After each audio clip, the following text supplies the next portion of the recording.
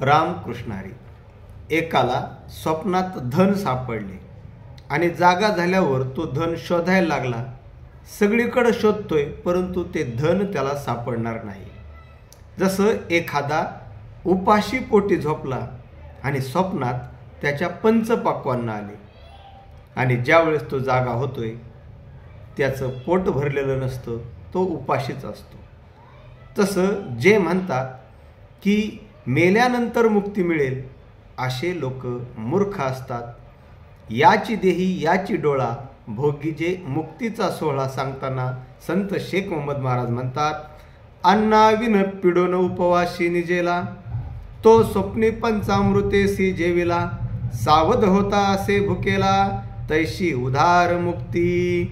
स्वप्नात एखाद्याला आपण व्याजाने पैसे दिले आणि जागा झाल्यावर जर मागू लागला तर तो थोबाडीत मारील. रामकृष्ण हरी.